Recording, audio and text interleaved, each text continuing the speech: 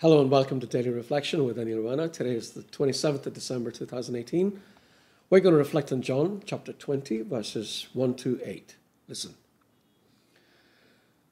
Early on the first day of the week, while it was still dark, Mary Magdalene came to the tomb and saw that the stone had been removed from the tomb. So she ran and went to Simon Peter and the other disciple, the one whom Jesus loved, and said to them, "They have taken the Lord out of the tomb, and we do not know where they have laid him."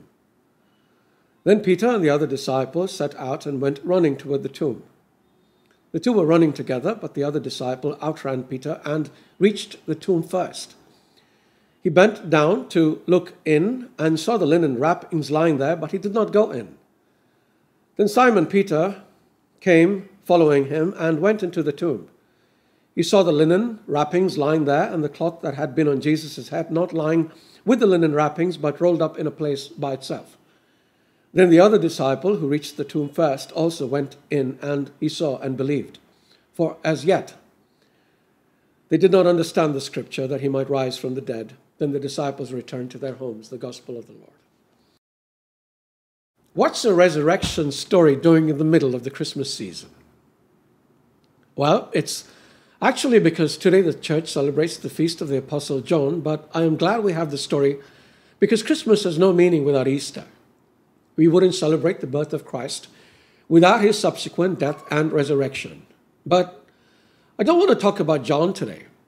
I want to talk about Mary Magdalene because there is a tremendous lesson to be learned from her story.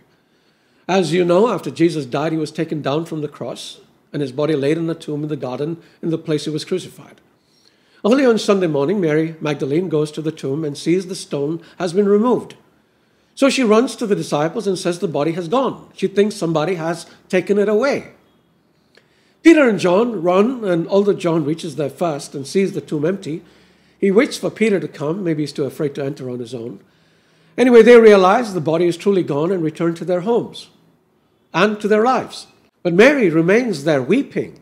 Then she looks into the tomb again and sees two guys sitting there. "Why are you weeping?" they ask. "Well, they have taken the Lord out of the tomb, and we do not know where they have laid him," she said. Then she turns, and there is another man who also asks her, "Why are you weeping?" She thinks he's the gardener and asks if he has taken the body, and he calls out her name, Mary.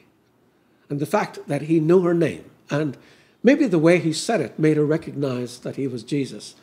"Rabboni," she says to him, and rushes to embrace him. Now, here is the question. Why is Mary weeping? Because although Jesus has told her, as he told the others, that he was going to die and rise again, she didn't believe. When she saw the empty tomb, that's the first thing she should have thought of, but she didn't believe. And so she wept. Are we any different? Jesus has told us many things.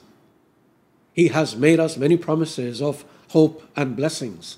He has assured us of his presence at all times. So, just a simple question for reflection today. Why are you weeping? God bless you.